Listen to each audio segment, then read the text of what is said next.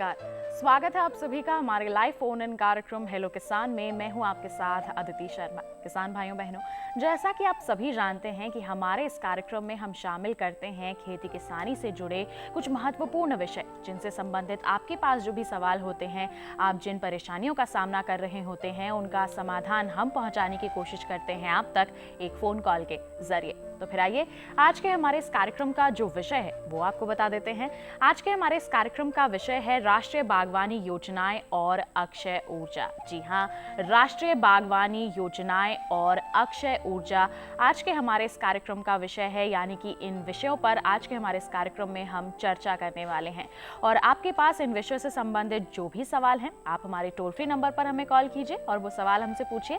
हमारे toll free number है 1800-113060 और 1800-113061। एक बार आपके लिए फिर दोहरा देते हैं, 1800-113060 और 1800-113061। ये हमारे टोल फ्री यानी कि निशुल्क नंबर हैं। इस पर आप अगले 1 घंटे के दौरान हमें कॉल कर सकते हैं और अपने सवाल हमसे पूछ सकते हैं।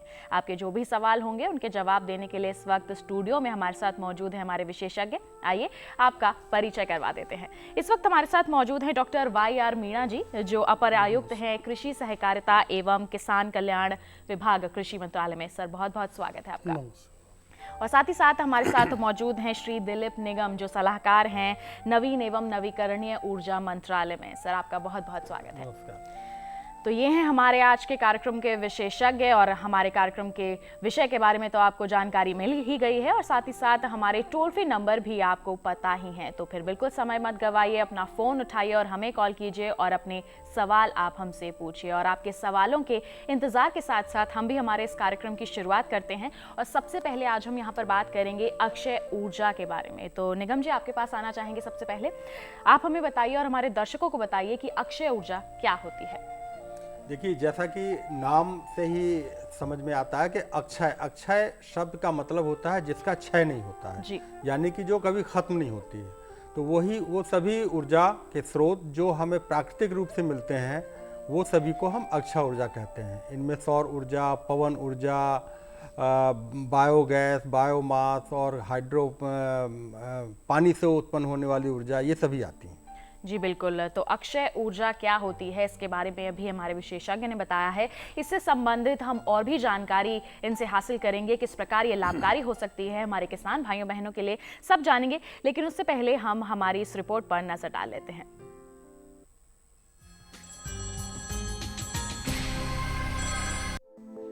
प्रकृति ने अपने खजाने में से हमें कई उपहार दिए हैं, पर हमने उन उपहारों का दोहन कर प्रकृति को आहत किया है।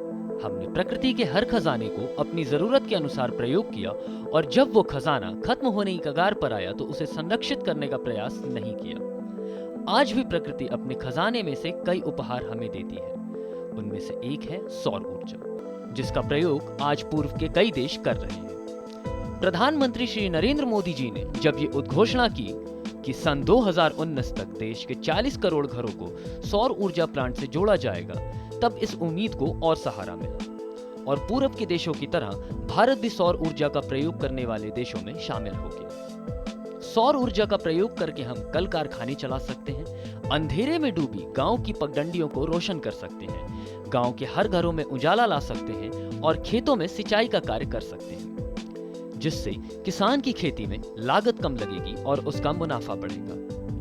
और प्रकृति के इस अनमोल खजाने का प्रयोग करके देश और किसान विकास के पथ पर आगे बढ़ेंगे।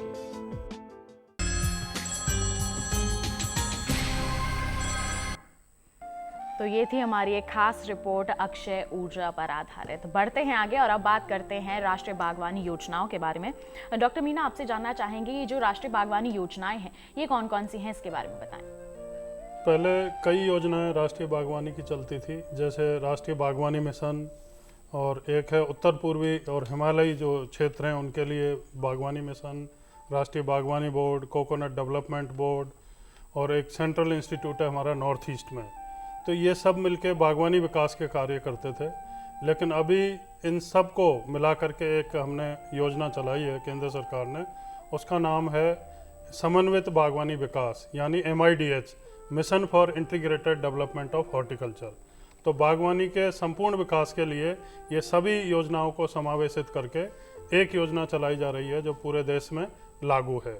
और इस योजना के तहत किसान भाइयों को जो भी बागवानी में रुचि रखते हैं उनको सबसे पहले प्रशिक्षित किया जाता है अलग अलग विषय में जिनमें उनकी रुचि है, उसी के हिसाब से प्रशिक्षण दे करके और वैज्ञानिक तरीके से वो अपने फल बागान या सब्जी जिसकी भी खेती करते हैं उसको करने की प्रेरणा दी जाती है, जिससे कम से कम क्षेत्रफल से कम ज़मीन से और कम से कम संसाधनों से वो ज़्यादा से ज़्यादा पैदावार ले सकें, अच्छी गुणवत्ता की पैदावार ले सकें, जिससे उनको बाजार में अच्छा पैसा मिल सके। जी बिल्कुल, तो किसानों का उद्धार हो कहें या फिर उनको अधिक से अधिक लाभ मिल सके, इसके लिए केंद्र सरकार जो है काफ़ी कदम उठा रही है और ये जो राष्ट्रीय बागवानी योजनाएं हैं ये भी उनमें बहुत ही महत्वपूर्ण भूमिका निभा रही हैं। बढ़ेंगे आगे और पहले कॉलर हमारे कार्यक्रम के जुड़ गए हमारे साथ गोरखपुर से संतराज जी, आइए उनका प्रश्न ले लेते हैं। हेलो।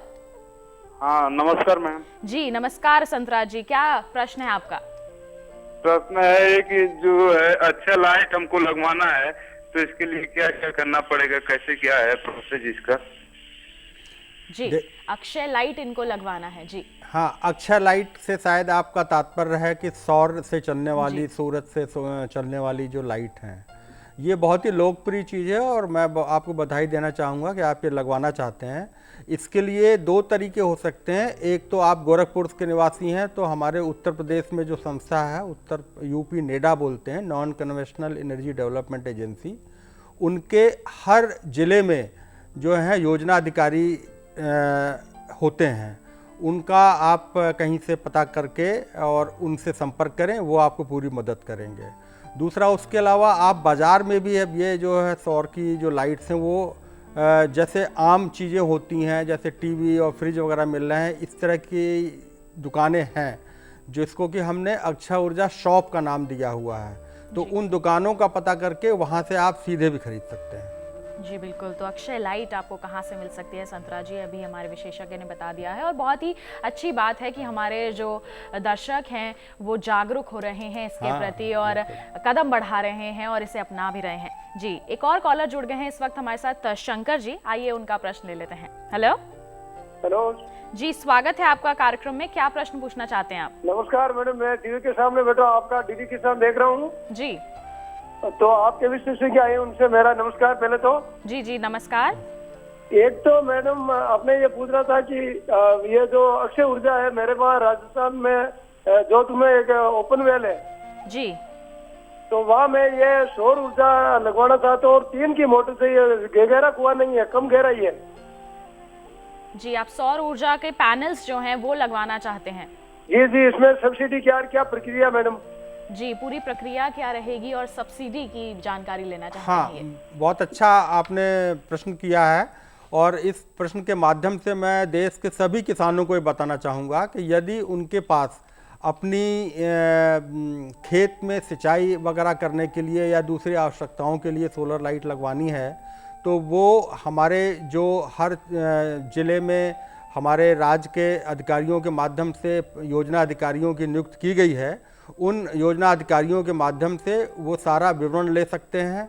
और हमने इस तरह की दुकानें भी, अभी मैंने पिछले प्रश्नकर्ता को भी यही बात बताई थी कि इस तरह की दुकानें भी हमने खोली हुई हैं। देश भर में करीब 150 ऐसी दुकानें खोली गई हैं जहाँ की ये चीज़ें डायरेक्ट ली जा सकती हैं।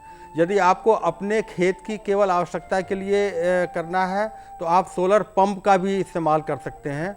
और जैसा कि आज का ये विषय है कि बागवानी और अक्षय ऊर्जा, तो इन दोनों का आपस में भी संबंध है। कोई भी बागवानी बिना सिंचाई के पूरी नहीं की जा सकती है। और सिंचाई के लिए हमने सौर ऊर्जा के जो पंप अभी बनाने शुरू कर दिए हैं और देश में अभी तक लगभग 2 लाख ऐसे पंप बेचे जा चुके हैं, लगाए जा चुके हैं। तो आप उन सौर ऊर्जा से, सोलर एनर्जी से चलने वाले पंप का भी इस्तेमाल कर सकते हैं। जी बिल्कुल, बढ़ते हैं आगे और अब बात कर लेते हैं और बागवानी के बारे में। तो मीना जी आपसे जानना चाहेंगे कि किसानों के लिए क्या क्या प्रावधान दिए गए हैं, ये जो योजना आपने बताई है इसके अंतर्गत? किसानों को खासकर जैसे कि मैं चर्चा कर रहा था, एक तो प्रशिक्षण। जी प्रशिक्षण सबसे पहले, क्योंकि बागवानी जो हम परंपरागत फसलें उगाते हैं उससे हटके कई कार्यक्रम करने होते हैं और थोड़ा टेक्निकल स्किल की जरूरत होती है बागवानी में। तो किसानों को प्रशिक्षण देना और कौन से फलदार पौधे अगर वो फलों की बागवानी करना चाहते हैं, वो लगाना चाहते हैं, तो उनके क्षेत्र विशेष के लिए उन फलों की कौन सी किस्में बढ़िया हैं, किस्मों का चयन करने के बाद वो कहाँ से लें, ऐसी विश्वसनीय नर्सरी जहाँ से उनको उन्हीं किस्मों के उन्नत पौधे मिल सकें, वाजिब दामों में मिल सकें। तो ये प्रशिक्षण के माध्यम से उनको बताया जाता है। फिर है खेत का रेखांकन, लेआउट, पौधे से पौधे की और लाइन से लाइन की दूरी कितनी रखनी है जिससे उन पौधों का अच्छे से विकास हो सके और ज़्यादा से ज़्यादा अच्छी गुणवत्ता की पैदावार वो ले सकें।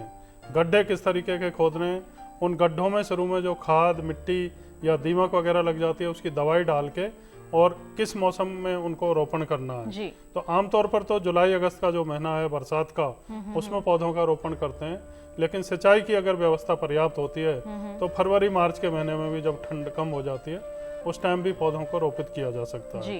तो ये तो रही ज्ञान की बात जो किसानों को सलाह दी जाती है, प्रशिक्षित किया जाता है। इसके अलावा उनको उन्नत बीज, पौधे ये उपलब्ध कराने के लिए भी हमारा जो MIDH जो मैं बता रहा था आपको, समन्वित बागवानी विकास योजना, उसके तहत किसानों को मतलब छूट दे करके, सब्सिडी प्रोवाइड करके उनको उपलब्ध कराए जाते हैं बीज और पौधे। और ये सब कार्यक्रम चलाते हैं बागवानी विभाग जी। राज्यों के जो बागवानी विभाग हैं उनके माध्यम से ये सारी स्कीम संचालित होती हैं। जो हमारे किसान भाई बहन हैं वो बागवानी विभाग जो है उनके क्षेत्र के वहाँ पे संपर्क कर सकते हैं, उनके जिले स्तर पर डिप्टी डायरेक्टर होते हैं, लाभ ले सकते हैं और ब्लॉक स्तर पर बागवानी ऑफिसर जो हॉर्टिकल्चर ऑफिसर है उनको संपर्क करके योजना के तहत अगर वो सलाह करके बाग लगाते हैं तो निश्चित तौर पर जो अनुदान की सुविधा है वो उनको मिलेगी और उचित दर पे विश्वसनीय पौधे उनको उपलब्ध हो सकेंगे उनके खेत पे। और उसमें जो भी छोटी मोटी चीजों की और जरूरत होती है कि उसके यंत्र हैं या दवाई है, वो चीजों पर भी उनको सुविधा मिल जाती है, सुविधा दी जाती है जी। बिल्कुल, बढ़ते हैं आगे और इस वक्त एक कॉलर हमारे साथ जुड़ गए हैं महाराष्ट्र से, रामलाल जी। आइए उनका प्रश्न ले लेते हैं। Hello hello hello Ramlal ji, क्या आपको मेरी आवाज मिल रही है? हाँ जी, मिल रही है आवाज मेरा जी। स्वागत है आपका कार्यक्रम में, क्या प्रश्न पूछना चाहते हैं? धन्यवाद सर। मैं आपसे एक जानकारी पूछना चाहता हूँ मैडम कि मेरे थोड़ा नमकीन पानी है तो इसमें कोई बागवानी खेती लगा सकते हैं मैडम? जी, नमकीन पानी है आपके क्षेत्र में, क्या वहाँ पर बागवानी कर सकते हैं कि नहीं? जी डॉक्टर मीना। बिल्कुल, आपने बहुत अच्छा सवाल किया। खासकर आप राजस्थान से ताल्लुक रखते हैं तो राजस्थान का जो शुष्क क्षेत्र है जिसमें जैसलमेर, बाड़मेर, बीकानेर जो एरिड जोन हम बोलते हैं, वहाँ पर ये आमतौर पर समस्या है कि पानी खारा है, मिट्टी रेतीली है। लेकिन उन जगहों के लिए भी फलदार पौधों की प्रजातियाँ हैं, किस्में हैं। वहाँ पर जैसे आप आंवला की खेती कर सकते हैं, बेल की खेती कर सकते हैं, काफ़ी हद तक अनार की खेती भी सफलतापूर्वक की जा सकती है। तो ऐसी कई फलों की प्रजातियाँ हैं, उनकी किस्में हैं जिनकी आप खेती कर सकते हैं। हाँ, नींबू खारे पानी में आमतौर पर नहीं चलता है। आंवला, बेल, अनार, इसके अलावा करौंदा, इनकी खेती आप वहाँ पर आसानी से कर सकते हैं। और आप अपने पानी को टेस्ट भी करा लें, कुछ उपचार भी उसको दिया जा सकता है। पानी को उपचारित करके बूंद बूंद सिंचाई विधि के माध्यम से, यानी आप फ्लड इरिगेशन से योग्य बनाया जा सकता है उपचारित करके। जी, तो बहुत अच्छे से ये जो बेर, अनार, आंवला, ये 3 फलों की खेती जोधपुर, जैसलमेर उसमें आराम से की जा सकती है। जी बिल्कुल। तो देखिए, नमकीन पानी में भी आप बागवानी कर सकते हैं, ये कहना है हमारे विशेषज्ञ का, और आपके लिए लाभकारी भी साबित हो सकता है। बढ़ते हैं आगे, एक और कॉलर जुड़ गए हैं यहाँ पर हमारे साथ, महाराष्ट्र से विजय जी। आइए उनका प्रश्न ले लेते हैं। Hello hello hello Vijay ji, क्या आपको हमारी आवाज मिल रही है? हेलो हेलो हेलो मैडम नमस्कार। जी नमस्कार, स्वागत है आपका। क्या प्रश्न पूछना चाहते हैं? मैं महाराष्ट्र से बात कर रहा हूँ जी। तो हमारे यहाँ कपास होते हैं और केली का फसल होता है मैडम जी, तो उसके लिए फायदेमंद कैसा रहेगा? आप एक बार अपना प्रश्न दोहरा दीजिए। तो उसके लिए ऊर्जा को उसमें उन्होंने कहा था ना, ऊर्जा के लिए फायदेमंद। आप सोलर पैनल्स लगाना चाहते हैं, सौर ऊर्जा का इस्तेमाल करना चाहते हैं? हाँ, वही जी बिल्कुल, सौर ऊर्जा का इस्तेमाल करना चाहते हैं। कीवी की खेती करते हैं आप? हाँ जी, कीवी के खेत हैं, उनमें सौर ऊर्जा का इस्तेमाल करना चाहते हैं दिलीप? हाँ, नहीं, बहुत अच्छी बात है। देखिए, कीवी के क्षेत्र खेत हैं अगर आपको, तो उसके लिए भी पानी की तो आवश्यकता पड़ती होगी।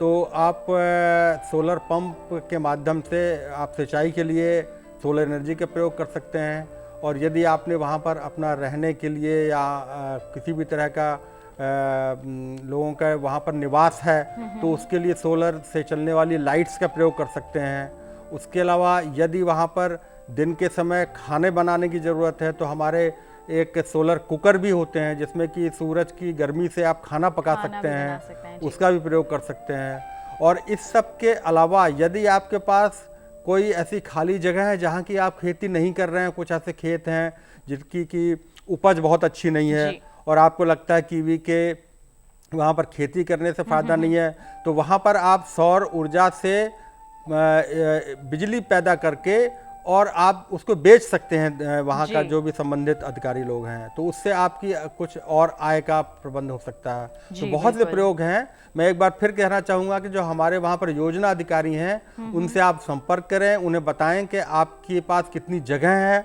और आपकी अपनी कितनी आवश्यकता है सोलर एनर्जी की, उसके हिसाब से वो आपको बिल्कुल सही जो है दिशा निर्देश देंगे और आपको जानकारी देंगे। जी बिल्कुल। तो देखिए कितने फ़ायदे हैं सौर ऊर्जा के और कैसे ये लाभकारी साबित हो सकती है, लगातार हमारे जो विशेषज्ञ हैं यहाँ से आपको बता रहे हैं। एक और कॉलर जुड़ गए हैं यहाँ पर हमारे साथ, उत्तर प्रदेश से पुरुषोत्तम जी, आइए उनका प्रश्न ले लेते हैं। हेलो हेलो जी, स्वागत है आपका कार्यक्रम में, क्या प्रश्न पूछना चाहते हैं आप? जी हाँ सर, नमस्कार। जी नमस्कार। आप अपने टीवी सेट का वॉल्यूम कम कर दीजिए। पूछना चाहता हूँ कि अभी उन्होंने बताया कि बागवानी के लिए प्रशिक्षण कराया जाता है। जी प्रशिक्षण। टीवी चल रहा है सर। तो वो प्रशिक्षण कैसे होता है और कहाँ से होगा? मैं देवरिया डिस्ट्रिक्ट से बोल रहा हूँ। जी बिल्कुल। तो डॉक्टर मीना प्रशिक्षण के बारे में जानना चाहते हैं। उत्तर प्रदेश में कहाँ से बात कर रहे हैं आप? देवरिया से बात कर रहे हैं। जी आप प्रशिक्षण कई तरीके से ले सकते हैं। एक तो जैसे हमारे कृषि विज्ञान केंद्र देश के सभी जिलों में, जो ग्रामीण जिले हैं सभी में कृषि विज्ञान केंद्र हैं, हमेशा साल भर, वो कोई टेम्परेरी ऑफिस नहीं है, वो किसानों की एक तरीके से पाठशाला कह सकते हैं उसको। उसमें बागवानी के विशेषज्ञ होते हैं और एक डेमोस्ट्रेशन यूनिट होती है, मतलब कम से कम 10-12 बीघा या 8-10 हेक्टेयर में जहाँ जितनी ज़मीन उपलब्ध है उसके हिसाब से डेमोस्ट्रेशन प्लॉट्स में प्रैक्टिकल ट्रेनिंग दी जाती है किसानों को। बागवानी में रुचि रखते हैं, पौधशाला मान लो लगाने का उनकी रुचि है, तो पौधशाला कैसे लगा सकते हैं, कैसे पौधों को तैयार करें। इसी तरीके से बगीचा कोई भी लगाना चाहें, उसके लेआउट से लेके कौन सी किस्में वहाँ चलेंगी, कहाँ से पौधे लें, पौधे भी कृषि विज्ञान केंद्र वाले उपलब्ध कराते हैं अपनी तरफ से तैयार करके। एक तो यह है कि सीधे तौर पर आप कृषि विज्ञान केंद्र में संपर्क करें, किसानों को मुफ्त में ट्रेनिंग देने की व्यवस्था होती है। इसके अलावा जिले के जो उप निदेशक बागवानी हैं उनको आप संपर्क करें, या आप ब्लॉक लेवल पर आप रह रहे हैं तो जो बागवानी ऑफिसर है, हॉर्टिकल्चर ऑफिसर, उसको आप संपर्क कर सकते हैं। वो हमारा जो बागवानी की स्कीम है, समन्वित बागवानी विकास योजना, उसके तहत किसानों को प्रशिक्षण देने की व्यवस्था की गई है। तो वो आपको गांव में भी ग्रुप बना के 20 या 25 किसानों का समूह बना करके आपके गांव में ही प्रशिक्षण की व्यवस्था की जा सकती है। ये है। इसके अलावा हमारे जो कृषि विश्वविद्यालय हैं, सभी कृषि विश्वविद्यालयों में करीब 75 के आसपास हैं आज देश में, वहाँ पर विस्तार संभाग होता है और बागवानी का भी एक सेपरेट डिवीजन होता है, बागवानी संभाग। उन दोनों में से किसी में भी आप संपर्क करें तो आपको कृषि विश्वविद्यालय के जो वैज्ञानिक हैं, प्रोफेसर हैं, वो ट्रेनिंग देंगे। प्रैक्टिकल ट्रेनिंग भी होती है और ये ट्रेनिंग 3-4 दिन से लेकर 15 दिन या महीने भर की भी हो सकती है, निर्भर करता है आप कौन से विषय चुनते हैं और उसमें कितना समय आपको लगना है। तो कहीं से भी आप प्रशिक्षण प्राप्त कर सकते हैं। और राज्यों के जो बागवानी विभाग के अधिकारी मैं कह रहा हूँ, वो भी प्री खरीफ, प्री रबी, जो सीजनल ये फसलें हम लगाते हैं उस टाइम भी गाँव में भी प्रशिक्षण का आयोजन करते हैं। और समूह बना करके जो आसपास, या तो हमारे जो भारतीय कृषि अनुसंधान परिषद है उसके 100 सवा संस्थान है देश में, वहाँ पर भी ग्रुप बना करके किसानों को ले जा करके प्रशिक्षण दिलाया जाता है। तो प्रशिक्षण लेने के लिए थोड़े जागरूक रहिए। आपको ढेरों मतलब सुविधाएं हैं, कृषि विज्ञान केंद्र, कृषि विश्वविद्यालय, राज्यों के जो कृषि या बागवानी अधिकारी हैं उनके माध्यम से कई तरीके से आप प्राप्त किया जा प्रशिक्षण ले सकता है। सकते जी हैं। बिल्कुल। और उसके लिए भी आप समय नहीं निकाल पाए तो हमारा जो किसान कॉल सेंटर है जी उसका टोल फ्री नंबर है 1800-180-1551। जी घर बैठे ही मुफ्त में फोन पर संपर्क करके आप कृषि वहाँ से या जानकारी बागवानी की ले सलाह सकते ले हैं। सकते जी हैं। किसान कॉल सेंटर का नंबर 1800-180-1551, इस पर भी आप कॉल करके वहां से जानकारी हासिल कर सकते हैं। बढ़ते हैं आगे, एक और कॉलर इस वक्त हमारे साथ जुड़े हुए हैं मध्य प्रदेश से, कैलाश। आइए उनका प्रश्न ले लेते हैं। Hello hello hello. हेलो जी, स्वागत है आपका कार्यक्रम में। क्या प्रश्न पूछना चाहते हैं आप? मेरा कहना है कि सोलर पंप लगवाना है, इसलिए क्या क्या करना पड़ेगा? जी, सोलर पंप लगवाना चाहते हैं आप, इसके लिए क्या क्या करना पड़ेगा आपको? जी, मध्य प्रदेश से बात कर रहे हैं निगम जी। हाँ जी कैलाश जी, बहुत खुशी हुई कि आप सोलर पंप लगवाना चाहते हैं। देखिए, सोलर पंप लगाने के लिए सबसे पहले तो आपको ये देखना पड़ेगा कि आपका खेत जहाँ पर है उसमें पानी ज़मीन से कितने नीचे है, और उतना वो जब पता लग जाएगा, और उसके बाद आपको ये देखना पड़ेगा कि आपको कितने खेतों में जो है सिंचाई की व्यवस्था करनी है, और आपकी मासिक रूप से या वार्षिक रूप से कितने पानी की आवश्यकता है।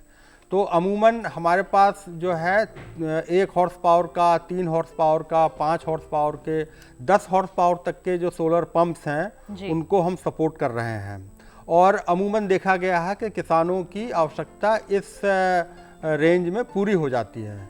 तो एक बार आप जब ये निश्चित कर लेंगे कि आपको किस तरह का सोलर पंप चाहिए, वो पंप आपको हमारे परियोजना अधिकारी के माध्यम से या हमने इसके अलावा और बहुत से प्राइवेट फ्रेंचाइजीज बना रखे हैं पूरे देश भर में, उनके माध्यम से वो सोलर पंप आप खरीद सकते हैं। और जहाँ तक सरकार की बात है, आपको मैं बताना चाहूँगा कि सरकार इसमें लगभग 30% जो है उसकी जो कीमत आती है वो हम लोग भारत सरकार की तरफ से सब्सिडी के रूप में देते हैं। उसको आप ध्यान में रखिए। आपको उसके लिए कुछ कागजी कार्रवाई जरूर करनी पड़ेगी, लेकिन उसमें ऐसी कोई बहुत ज़्यादा परेशानी नहीं आती है, उसका भी आप लाभ उठा सकते हैं। जी बिल्कुल। बढ़ते हैं आगे, एक और कॉलर इस वक्त हमारे साथ जुड़े हुए हैं राजस्थान से, गोवर्धन सिंह जी। आइए उनका प्रश्न ले लेते हैं। हेलो हेलो जी, स्वागत है कार्यक्रम में आपका। क्या प्रश्न पूछना चाहते हैं आप? नमस्कार जी। जी हेलो जी, नमस्कार, स्वागत है आपका, अपना प्रश्न पूछिए। नमस्कार जी, मेरे को अनार का पौधा लगाना, अनार की बागवानी के लिए। अनार का पौधा लगवाना है जी, अनार का बाग लगवाना है आपको, इसके लिए जानकारी लेना चाहते हैं आप? हाँ जी। जी डॉक्टर मीना। बहुत अच्छा, आप अनार का पौधा लगाना चाहते हैं। तो राजस्थान में खासकर जो शुष्क क्षेत्र है वहाँ तो बहुत ही बढ़िया, मेरे ख्याल से उससे बेहतर अनार मिलेगा नहीं आपको। जोधपुर, जैसलमेर, इधर काफ़ी अच्छे अनार के बागान लगाए हैं लोगों ने। बीकानेर में बहुत काम हो रहा है। तो 2 ये हमारे बड़े सेंटर हैं, एक तो जोधपुर में काजरी central arid zone research institute, केंद्रीय शुष्क बागवानी अनुसंधान संस्थान एक है बीकानेर में जी। ये 2 संस्थान है, जोधपुर में है केंद्रीय शुष्क क्षेत्र अनुसंधान संस्थान और बीकानेर में शुष्क बागवानी अनुसंधान संस्थान। दोनों में अनार पे बहुत काम हुआ है और कम से कम 18 से 20 किस्में वहाँ पर उपलब्ध हैं। तो अनार की जालौर सीडलेस या गणेश, मृदुला, ये बहुत सी किस्में हैं जो बहुत अच्छी हैं राजस्थान के लिए, वो लगाएं। और 5-5 मीटर की दूरी पे आप गड्ढे बनाएं, लेआउट करें अपने खेत का, और गड्ढे कम से कम 2 फीट गहरे, 2 फीट चौड़े बना करके ठीक से वैज्ञानिक तरीके से पौधों का रोपण करें। पौधे प्राप्त करने के लिए सबसे बेहतर तो यही होगा कि आप बागवानी अधिकारी जो आपने ब्लॉक में हैं या जिले के उप निदेशक बागवानी, उनको संपर्क करें। उनके माध्यम से अगर आप पौधे लगाएंगे तो योजना के तहत जो अनुदान है उसका आपको लाभ मिलेगा और आगे तक भी गाइडेंस आपको उनसे मिलता रहेगा अधिकारियों से। जी, कितना अनुदान दिया जाता है डॉक्टर मीना? उसमें अलग अलग चीजों पे अनुदान की अलग अलग रेंज है, मतलब 40% तक करीब करीब मिल जाता है। 40%। लेकिन पौधे जैसे लेंगे, पौधे 50% करीब करीब पौधों पे मिल जाएगा। इसके बाद में आप अगर ड्रिप लगाना चाहते हैं, बूंद बूंद सिंचाई विधि, उस पर अलग से 75% तक उस पर अनुदान मिल जाता है। जी तो अलग अलग स्थितियों पर अलग अलग इनको बागवानी अधिकारियों से संपर्क करेंगे पूरी जानकारी मिलेगी, चाहेंगे तो इनको प्रशिक्षण भी मिलेगा। और हमारी एक आत्मा योजना है, एग्रीकल्चरल टेक्नोलॉजी मैनेजमेंट एजेंसी, कृषि प्रौद्योगिकी विकास के लिए ये योजना है। ये बागवानों के समूह बना करके एक जिले से दूसरे जिले में, एक राज्य से दूसरे राज्य में कृषक भ्रमण, जैसे हम कहते हैं एक्सपोजर विजिट, तो जिन क्षेत्रों में बागवानी अनार की बहुत अच्छी हो रही है वहां पे अगर अनार के किसान है उनको ले जा करके उनसे संवाद करवाना, उनके खेत पे दिखाना, जिससे किसानों को बहुत अच्छे से विश्वास होता है और वो देख के समझ लेते हैं कि इस क्षेत्र में अगर हम काम करेंगे तो हमें फायदा मिलेगा। जी बिल्कुल, बहुत ही बढ़िया जानकारी दी है हमारे विशेषज्ञ ने। लगातार ऐसी जानकारियां हम आप तक पहुंचाते रहेंगे, लेकिन उससे पहले रुकेंगे एक छोटे से ब्रेक के लिए। आप कहीं मत जाइए, देखते रहिए हमारा लाइव फोन इन कार्यक्रम हेलो किसान और बने रहिए दूरदर्शन किसान पर।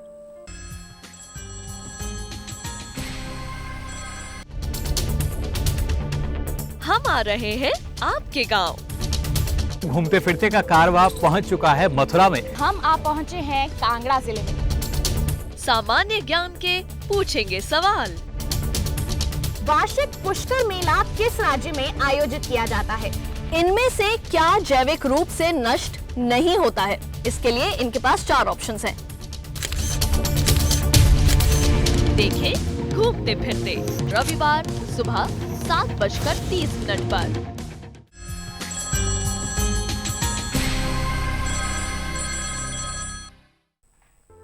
ब्रेक के बाद आप सभी का स्वागत है हमारे लाइव फोन इन कार्यक्रम हेलो किसान में। आज के हमारे इस कार्यक्रम में किसान भाइयों बहनों हम चर्चा कर रहे हैं राष्ट्रीय बागवानी योजनाएं और अक्षय ऊर्जा के बारे में। और लगातार हमारे जो कॉलर हैं हमारे टोल फ्री नंबर 1800-113060 और 1800-113061 पर हमें कॉल कर रहे हैं और अपने सवाल पूछ रहे हैं।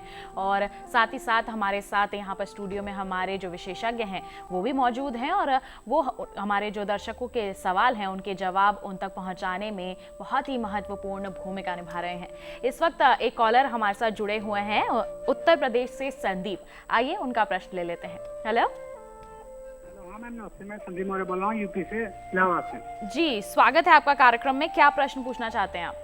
हाँ, ये मैं पूछ रहा हूँ मैम, जो यहाँ पर सौर ऊर्जा है, इसमें सौर ऊर्जा के लिए सिंचाई के लिए कैसा रहेगा? सिंचाई के लिए सौर ऊर्जा कैसी रहेगी ये पूछना चाहते हैं आप? कितनी कामयाब रहेगी? जी दिलीप जी बताइए। नहीं, आप किसी खास खेती की बात कर रहे हैं या आप किस लिए खेती के लिए इस्तेमाल करना चाहते हैं? बहुत उपयोगी रहेगी। दरअसल हमने सौर ऊर्जा से चलने वाले पंप, जिसके विवरण मैं पहले भी दे चुका हूँ दूसरे प्रश्नों के माध्यम से, इनका प्रयोग हमारे सभी किसान भाइयों के लिए ही बनाया गया है। आप उसका प्रयोग करें। और जैसा कि आपने बताया, शायद आप उत्तर प्रदेश के किसी भाग में रहते हैं जी। और उत्तर प्रदेश ही नहीं, शायद हमारे देश के दुर्भाग्यपूर्ण स्थिति ये है कि बिजली हर समय हर जगह उपलब्ध नहीं होती है जी। और इसलिए सौर ऊर्जा, जो कि कम से कम दिन के समय जब आपको सिंचाई करने की आवश्यकता है, उपलब्ध रहती है। तो इस बात को ध्यान में रखकर ही हमने इस सौर ऊर्जा से चलने वाले पंपों का निर्माण किया है और इसलिए आपसे बल्कि मैं बहुत खुश हूं कि आप इसके बारे में पूछ रहे हैं। तो आप इसका प्रयोग करें। आपकी खेती में निश्चित रूप से मैं समझता हूं कि इसका प्रयोग करने से आपकी उपज भी बढ़ेगी और इससे आपको आर्थिक रूप से भी सुदृढ़ता मिलेगी। जी बिल्कुल, आर्थिक रूप में से भी सहायता जो है सौर ऊर्जा प्रदान कर सकती है। जी बिल्कुल। डॉक्टर मीणा, अब आपके पास आना चाहेंगे। हम लगातार सुनते हैं हाईटेक हॉर्टिकल्चर के बारे में, इसके बारे में बताइए, ये होती क्या है? हमारे दर्शकों को भी जानकारी दीजिए।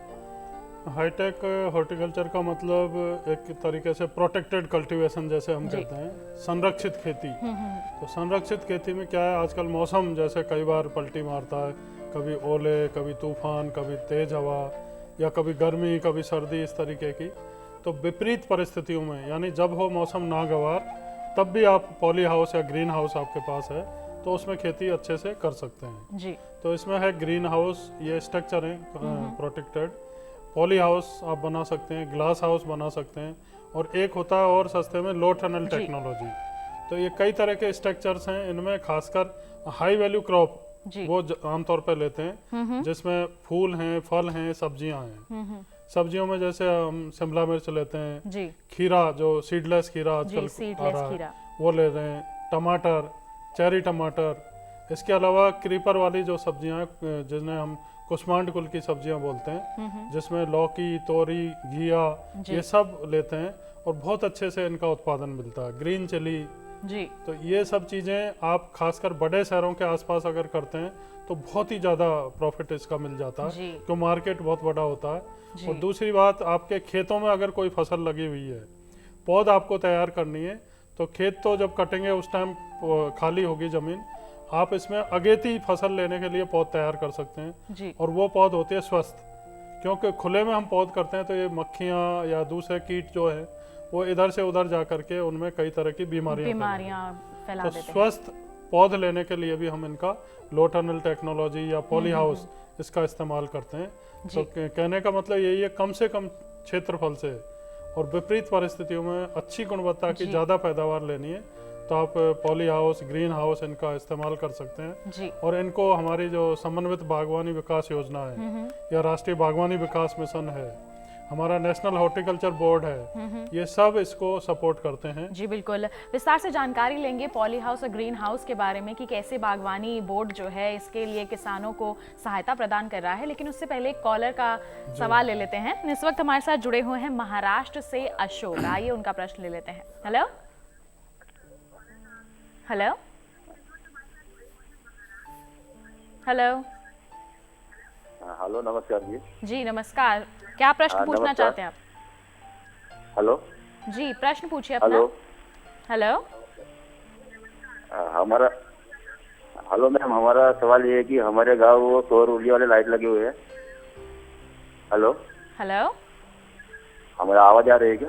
जी आपकी आवाज आ रही है, बताइए। हेलो, तो बारिश की वजह से बंद हो गए, वो चालू नहीं हो रहे, क्या करें? बारिश की वजह से जो सोलर लाइट्स हैं वो चालू नहीं हो रही हैं, इसके लिए क्या कर सकते हैं? जी निगम जी। देखिए, ये आपने जो प्रश्न पूछा है ये बहुत ही महत्वपूर्ण प्रश्न है जी। क्योंकि अमूमन लोग समझते हैं कि अगर बारिश हो रही है या किसी वजह से धूप नहीं निकली, उस दिन बादल हैं, तो आपकी जो सोलर की जो भी चीज़ें हैं वो बिल्कुल नहीं चलेंगी। ऐसा नहीं है।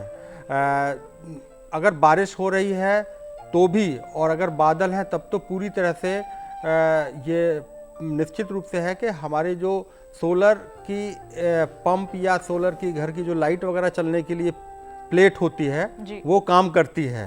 कुछ चीज़ें ऐसी हैं सोलर से चलने वाली जो कि जब बारिश हो रही होती तो नहीं चलती हैं, लेकिन हाँ ये बात सही है कि उनकी जो तीव्रता होती है वो कम हो जाती है। और इसको ध्यान में रखकर हम सोलर से चलने वाली जो लाइट्स या जो भी चीज़ें होती हैं उसमें एक बैटरी देते हैं। उस बैटरी को यदि एक बार स्टोर हो गई है तो 2 से 3 घंटे तक अगर बारिश होती है किसी वजह से और वो नहीं चल पा रही हैं तो उसमें इतनी बैटरी होती है कि उसको फिर भी वो लाइट आपको देती रहेगी। तो ये निर्भर करता है कि आपने कितनी बड़ी सोलर की प्लेट्स लगा रखी हैं और कितनी बड़ी बैटरी आपने उसमें प्रयोग कर रहे हैं आप, उस पर निर्भर करेगा कि आपको कितने घंटे तक बिना मतलब बारिश के समय में भी आपको लाइट मिलती रहे, बिना सनलाइट के भी लाइट मिल सकती लाइट है। जी मिलती बिल्कुल। एक और कॉलर जुड़ गए हैं यहाँ पर हमारे साथ महाराष्ट्र से यमुना, आइए उनका प्रश्न ले लेते हैं। हेलो हेलो हेलो हेलो जी, स्वागत है आपका कार्यक्रम में, क्या प्रश्न है आपका? हेलो जी, अपना प्रश्न पूछिए। हेलो हेलो मैडम, हमारे को सोलर पैनल की हेलो हेलो जी, अपना प्रश्न पूछिए। हमारे को 3 हॉर्स पावर की सोलर पंप लेना था, उसकी कीमत क्या? हेलो, 3 हॉर्स पावर का सोलर पंप लेना है, उसकी कीमत जानना चाहते हैं आप? हेलो जी, खर्च कितना लगेगा? जी निगम जी। हाँ देखिए, सोलर 3 हॉर्स पावर का जो सोलर पंप होगा वो लगभग 2 लाख रुपए का आएगा। और मैं आपको बताना चाहूँगा कि उस पर लगभग 30% जो है वो सब्सिडी यानी कि आपको आर्थिक रूप से सहायता भारत सरकार की तरफ से दी जाती है जी। तो आपका 3 हॉर्स पावर का जो सोलर पंप है वो आप कहीं से भी ले सकते हैं और उस पर जिस तरीके की भी और चीज़ों की ज़रूरत होगी वो भी पंप देने वाला आपको देगा। जी बिल्कुल, तो कैसे, कहाँ से ले सकते हैं और कितने का मिलेगा, इसके बारे में जानकारी दे दी है आपको। निगम जी, हमारे कुछ कॉलर्स ने हमारे कॉल सेंटर नंबर पर फ़ोन करके अपना जो प्रश्न है वो रिकॉर्ड करवाया था। पहला जो प्रश्न है ये आया है उत्तर प्रदेश से तूफानी यादव जी का, और ये लिखते हैं कि हमारे पास 1 एकड़ ज़मीन है, वहाँ सौर ऊर्जा प्लेट लगवाना चाहते हैं, इस पर कितना खर्चा आएगा और अधिकतम कितनी बिजली पैदा हो सकती है, और साथ ही साथ सब्सिडी के बारे में भी ये जानकारी लेना चाहते हैं। 1 एकड़ की ज़मीन है। देखिए, मैं इस प्रश्न के पहले दिल्ली दूरदर्शन को और इस हेलो किसान कार्यक्रम के जो संचालक लोग हैं उनको धन्यवाद देना चाहूँगा कि हमारे मंत्रालय का जो एक उद्देश्य है उसको पूरा करने में आप सब हमारी बहुत मदद कर रहे हैं। जी बिल्कुल। उसके लिए आप सभी जो हैं वो बहुत ही उसके सहयोग करने के लिए बहुत बहुत धन्यवाद। जी, आपका भी धन्यवाद कि आप यहाँ से हमारे कार्यक्रम के माध्यम से हमारे दर्शकों तक इतनी महत्वपूर्ण जानकारियाँ पहुँचा रहे हैं। अब मैं आपको बताना चाहूँगा कि 1 एकड़ ज़मीन में लगभग 200 किलोवाट काफ़ी बिजली होती है, उतनी पैदा की जा सकती है। और अगर आप और बड़े स्तर की बात करें तो 1 मेगावाट बिजली बनाने के लिए आपको लगभग 5 एकड़ ज़मीन की ज़रूरत पड़ती है। लेकिन जैसा कि मैं समझ सकता हूं कि 1 एकड़ में यानी कि 200 किलोवाट बिजली जो होती है वो किसी भी एक किसान भाई के परिवार के लिए बहुत ज़्यादा होती है। तो 1 एकड़ में अगर आप सोलर बिजली पैदा करेंगे तो उसको बेचने के लिए आपको वहाँ का जो संबंधित बिजली विभाग है उससे संपर्क करना पड़ेगा। हम इस समय एक ऐसी योजना बना रहे हैं। मैं दोबारा कहना चाहूँगा कि ये योजना बन रही है, अभी बनी नहीं है, इसलिए यदि आप अपने संबंधित वहाँ पर बिजली विभाग के लोगों के पास जाएं तो ये मत कहें कि भाई हमको ये बेचना ही बेचना है, वो योजना बनने में कुछ समय लगेगा। और उस योजना में यदि ऐसा हो जाता है तो आपको आपकी ज़मीन कितनी आप उसमें उनको ऑफ़र कर रहे हैं उस पर निर्भर करेगा। लगभग 50 लाख रुपए पर मेगावाट के हिसाब से हम अपनी तरफ से सब्सिडी देंगे उसको इस्तेमाल करने के लिए, आपकी ज़मीन को इस्तेमाल करने के लिए। तो इससे आपको बहुत अच्छा एक आर्थिक रूप से फ़ायदा होगा।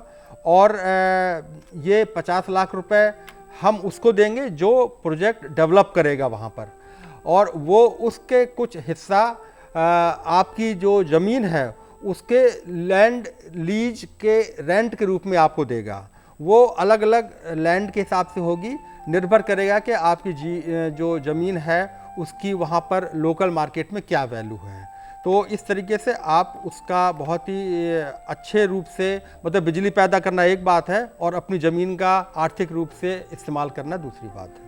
जी बिल्कुल, बहुत ही महत्वपूर्ण जानकारी दी है आपने निगम जी। और साथ ही साथ देखिए दर्शकों, हम लगातार यहाँ से कोशिश कर रहे हैं और हमारी सरकार की तरफ से भी यहाँ पर लोग मौजूद हैं जो आपकी परेशानियों का, आपकी जो भी सवाल है उनके जवाब आप तक पहुँचाने की कोशिश कर रहे हैं। इस सिलसिले को हम जारी रखेंगे, लेकिन अभी रुकेंगे एक छोटे से ब्रेक के लिए। आप कहीं मत जाइए, देखते रहिए हमारा कार्यक्रम हेलो किसान और बने रहिए दूरदर्शन किसान पर।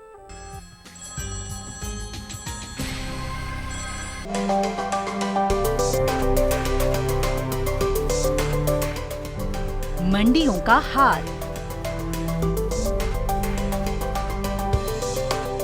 कमोडिटी की चाल,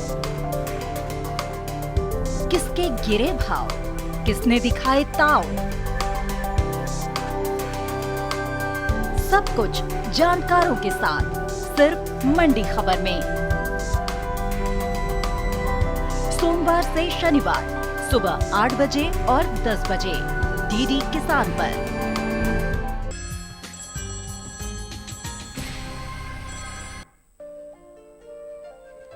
ब्रेक के बाद आप सभी का स्वागत है हमारे लाइव फोन इन कार्यक्रम हेलो किसान में। आज के हमारे इस कार्यक्रम में किसान भाइयों बहनों हम चर्चा कर रहे हैं राष्ट्रीय बागवानी योजनाओं और अक्षय ऊर्जा के बारे में। लगातार हमारे कॉलर्स हमें कॉल कर रहे हैं। आपके पास भी कोई सवाल है तो आप अपना फ़ोन उठाइए और हमारे टोल फ्री नंबर पर हमें कॉल कीजिए और आप अपना सवाल हमसे पूछ सकते हैं। इस वक्त एक कॉलर जुड़े हुए हैं हमारे साथ, तब मध्य प्रदेश से शिवम।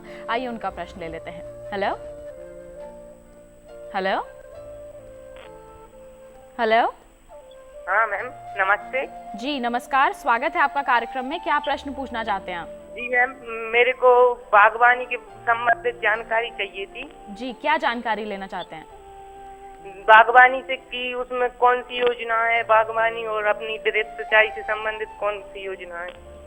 जी, डॉक्टर मीना बागवानी से संबंधित योजना के बारे में जानकारी लेना चाहते हैं। आप बाग लगाना चाहते हैं किसी फल का या फिर सब्जी का? जी जी जी जी जी, किस चीज की खेती करना चाहते हैं आप?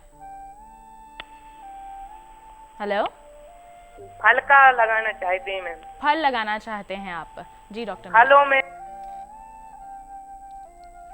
जी हो गया इन चीजों की। हाँ जी डॉक्टर मीना बताइए, फलों के बाग लगाना चाहते बहुत हैं? अच्छा विचार है जी, आपका, फलों की आप बागवानी करना चाहते हैं, क्योंकि परंपरागत फसलों से उतना पैसा नहीं मिल पाता किसान भाइयों को। तो फलदार पौधों की खेती आप कर सकते हैं। उसमें आपको सुविधाएं ये हैं कि एक तो आप जो भी फलदार पौधा लगाना चाहें उसके लिए चाहे तो प्रशिक्षण आपको मुफ्त में मिल सकता है।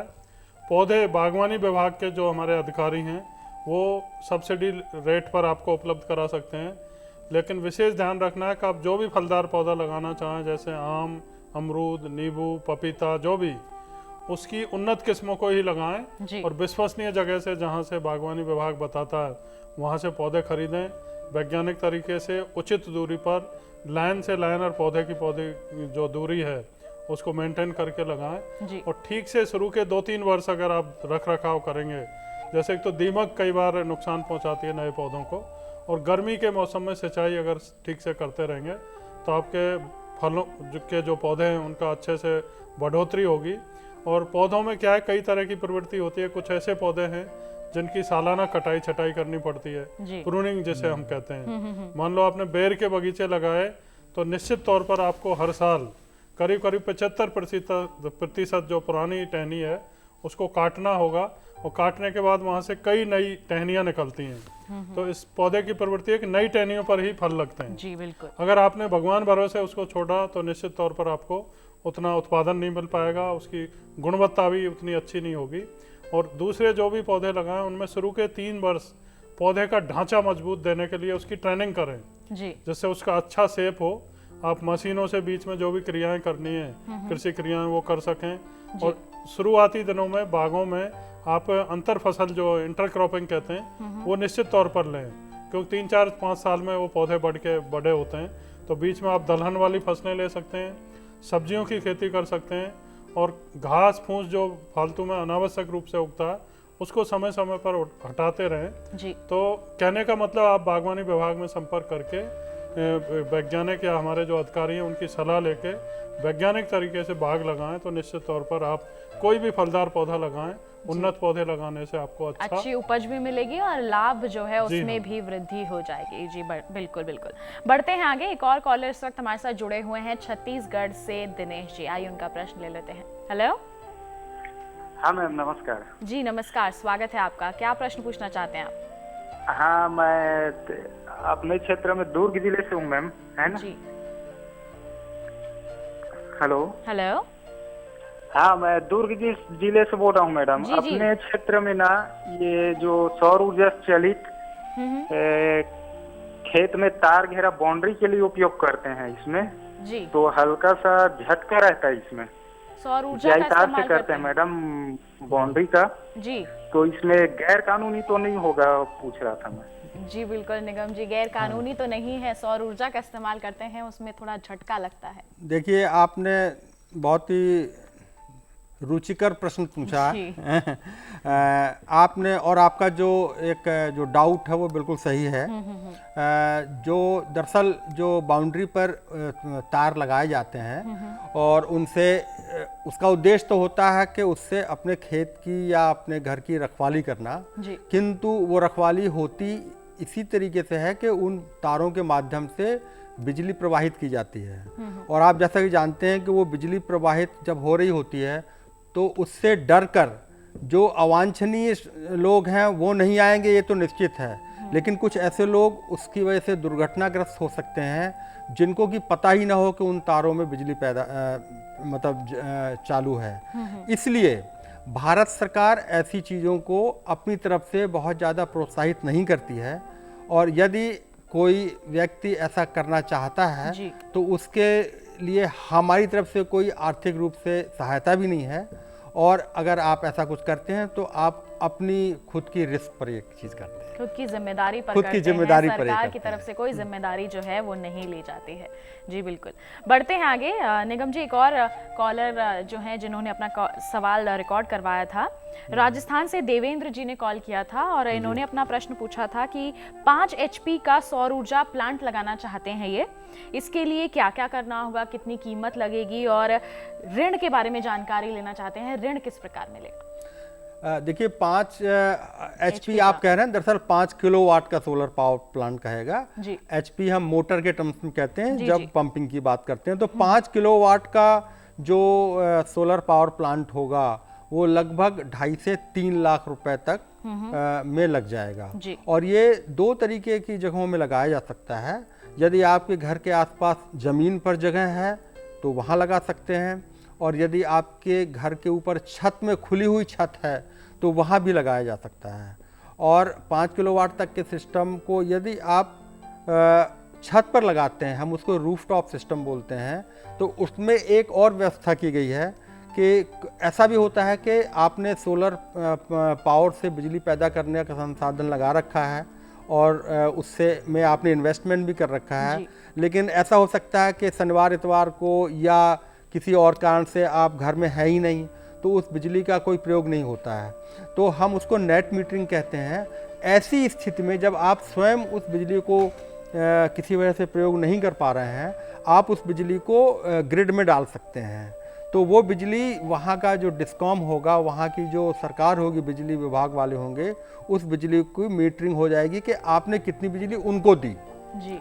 और उनको जो आप देंगे, लेट्स से 1 महीने में आपने उनको कितनी बिजली दी और ज़रूरत पड़ने पर या रात में उनसे कितनी बिजली ली, उसकी नेट मीटरिंग हो जाती है। तो यदि आपने ज़्यादा ली है तो आपको उसका भुगतान करना पड़ेगा, और यदि आपने ज़्यादा उनको दी है तो आपको आर्थिक रूप से कुछ फ़ायदा हो जाता है। तो छोटे स्तर पर एक ये भी बहुत अच्छी व्यवस्था की गई है, और इस सब को करने में लगभग एक बेसिक रूल जो हमारी सभी सौर की जो योजनाएं हैं, लगभग 30% तक आर्थिक रूप से सहायता हमारी भारत सरकार की तरफ से दी जाती है। जी बिल्कुल। एक और कॉलर हैं हरियाणा से रमेश कुमार, जिन्होंने प्रश्न किया है निगम जी कि खेत में सौर ऊर्जा से चलने वाली मोटर लगाना चाहते हैं, 1 HP के लिए कितनी प्लेट्स का इस्तेमाल कर सकते हैं? 1 HP का मतलब लगभग 1 किलोवाट की प्लेट होंगी। तो वो निर्भर करता है कि आप जो सोलर की प्लेट हैं वो किस तरह की प्लेट ले रहे हैं। मतलब वो प्लेट 100 किलोवाट की भी आती हैं, 250 किलोवाट की भी आती हैं, 350 किलोवाट तक की एक सिंगल प्लेट आती है। तो ये मैं जो कह रहा था किलोवाट नहीं बल्कि वाट है। तो अगर आपने 300 वाट की प्लेट ली है तो 1 किलोवाट के लिए लगभग 3 प्लेट या 4 प्लेट आपको लगाना पड़ेगा जी। 3 से 4 प्लेट जो है वो काफ़ी रहेंगी 1 किलोवाट के लिए। जी बिल्कुल। बढ़ते हैं आगे। एक और कॉलर है महाराष्ट्र से गोरख शिवाजी, जिन्होंने प्रश्न किया है कि सौर ऊर्जा का पंप लेना है, कितनी सब्सिडी मिलेगी और कहाँ से ले सकते हैं? ये सब्सिडी के बारे में मैं अभी कई प्रश्नों में बता चुका हूँ कि लगभग 30% सब्सिडी भारत सरकार की तरफ से दी जाती है जी। और उसकी जो अमाउंट है वो निश्चित है। 1 किलोवाट के लिए, 3 किलोवाट के लिए, 5 किलोवाट के लिए अलग अलग चीज़ें हैं, और लेकिन लगभग 30% होती है ये। और हमारे जो योजना अधिकारी हैं, लगभग हर जिले में हमारे राज्य सरकारों से हमने कह रखा, और हर राज्य सरकार ने अपने लगभग हर जिले में एक योजना अधिकारी की नियुक्त की गई है। तो उनके माध्यम से ये आप आगे विवरण ले सकते हैं कि कहाँ पर इसकी दुकानें हैं, कहाँ से मिल सकता है। और इसके अलावा एक चीज़ का और ध्यान रखा जा सकता है कि जब भी आप कोई सोलर पंप या सोलर की कोई भी चीज़ लें, तो चूंकि एक नई चीज़ है, इसलिए उसके बारे में पूरी जानकारी या एक तरह की ट्रेनिंग लेना बहुत आवश्यक है। तो जो भी संस्था आपको ये चीज़ सप्लाई करेगी, वो पहले आपको शुरू की जो आवश्यक चीज़ें हैं, जो टिप्स हैं, जो ट्रेनिंग है, वो देगी। और आगे कभी उसकी रखरखाव में या उसके चलने में कोई बाधा आती है, तो हमने एक नया कॉन्सेप्ट इंट्रोड्यूस किया है जिसको हम सूर्य मित्र बोलते हैं। तो हम इस तरह के लोगों को जो ITI या पॉलीटेक्निक टेक्निकल लोग होते हैं, उनको हम 3 से 6 महीने की ट्रेनिंग अपने निश्चित किए हुए सेंटर्स पर देते हैं, और वो लोग वो ट्रेनिंग लेकर अपने आप को सूर्य मित्र का हम एक सर्टिफिकेट देते हैं, वो कहीं पर भी अपनी छोटी मोटी दुकान खोलकर या एक कंपनी खोलकर इस तरह की सुविधाएं देते हैं, जहां से कि आपको वहां पर ज़रूरत पड़ने पर सभी तरह की समस्याओं का समाधान मिल जाएगा। जी बिल्कुल, तो ये कह सकते हैं कुल मिलाकर निगम जी की रोजगार के अवसर भी प्रदान किए जा रहे हैं अक्षय ऊर्जा के माध्यम से। जी बिल्कुल। आखिरी प्रश्न जो है वो है मध्य प्रदेश से कमलेश दुबे जी का, हमारे कॉल सेंटर का। ये लिखते हैं कि हमने ब्लॉक स्तर पर संपर्क किया था, वहाँ बताया गया कि ये जो योजना है वो बंद हो गई है।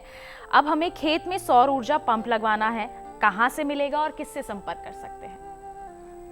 देखिए, मैं बता नहीं सकता कि मुझे पता भी नहीं कि आप किस ब्लॉक की बात कर रहे हैं, लेकिन भारत सरकार की तरफ से मैं पूरे विश्वास से आपको बता सकता हूं कि ये योजना ख़त्म नहीं हुई है। जी। दरअसल होता क्या है, मैं थोड़ा सा इसके डिटेल में जानना चाहूँगा कि हम लोग अपने भारत सरकार की तरफ से राज्यवार कुछ लक्ष्य निर्धारित करते हैं जी। और वो राज्य सरकारें अपने सभी जो जिले के अधिकारी होते हैं उनको कुछ कुछ लक्ष्य दे देते हैं। तो कभी कभी ऐसा होता है जो कि आपको ब्लॉक स्तर पर और नीचे के स्तर पर जाके जब ये ऐसा जवाब मिलता है तो शायद इसका ये मतलब हो सकता है कि उन्होंने अपने लक्ष्यों का पूरा कोटा ख़त्म कर लिया होगा और चूंकि अब वो आपको और सब्सिडी नहीं दे सकते हैं, इसलिए उन्होंने कहा होगा कि ये योजना बंद हो गई है। लेकिन ऐसा नहीं है। यदि वो लोग हमको दोबारा लिखें कि हमने अपने लक्ष्य समय से पहले पूरे कर लिए हैं तो उन लक्ष्यों को और बढ़ाया जा सकता है।